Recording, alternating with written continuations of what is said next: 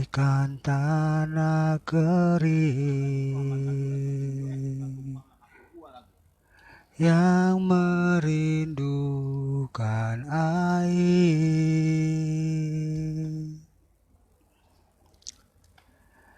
Demikianlah jiwaku haus akan Engkau. Ku rindu selalu hadir-Mu di hidupku, memulihkan jiwaku, hapuskan air mataku, mengalirlah kuasa Roh Kudus, mengalirlah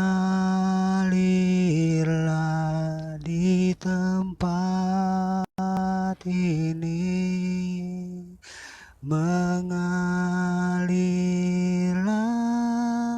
oh Roh Kudus, Roh Kudus, mengalirlah di tempat ini, mengalirlah, oh Roh Kudus, pulihkanku, oh, haleluya, haleluya, ku menyembah-Mu Allah yang hidup, haleluya, ku memuji-Mu Allah yang hidup, penuhi kami, haleluya, oh, haleluya, tinggikan nama-Mu, haleluya,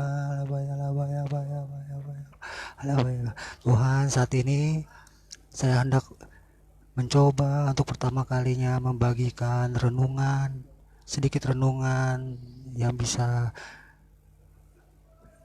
yang saat ini saya sangat tergerak untuk membagikannya kepada semua saudara seiman.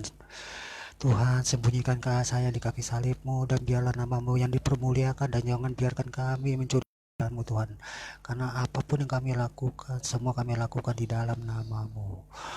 Amin. Roh Kudus, Kau hadir di sini. Roh Kudus, ku mengasihi-Mu.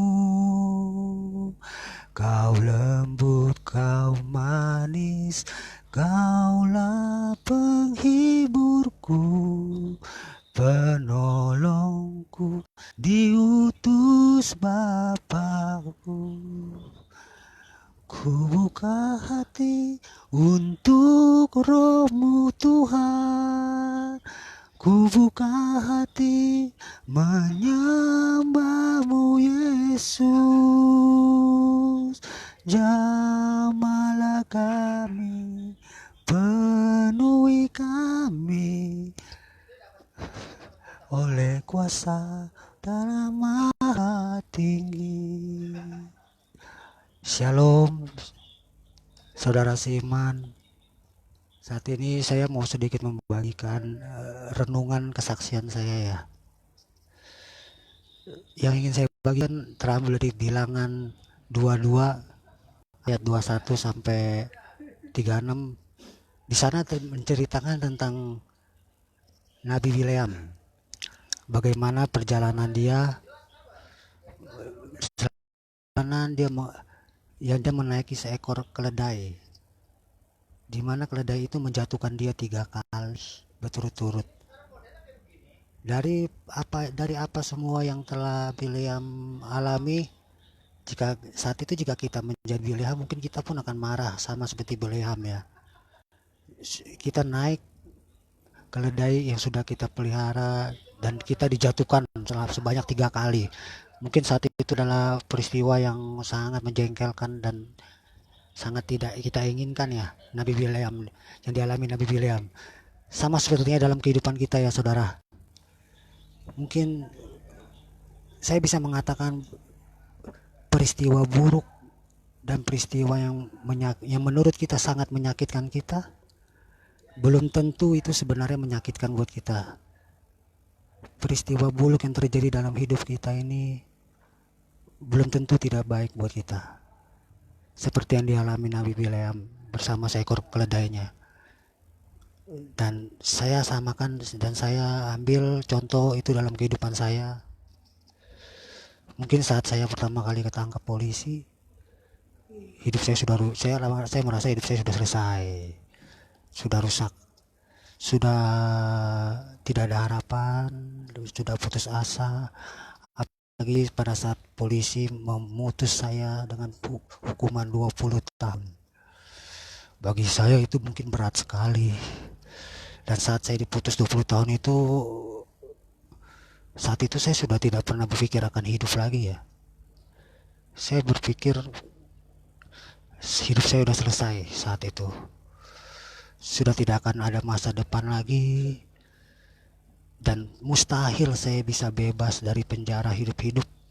Karena saat itu saya berpikir saya sudah pasti mati di penjara.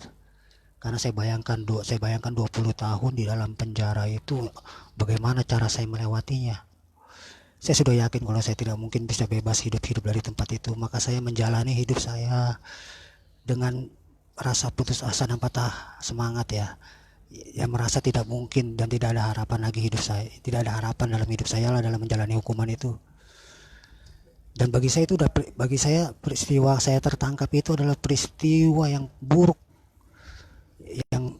peristiwa yang dimana hidup saya telah berakhir dan selesai sudah semua ya. Apalagi selama menjalani hukuman saya harus mengalami yang namanya kehilangan semua yang kita miliki. Orang-orang yang kita sayangi satu persatu meninggalkan kita.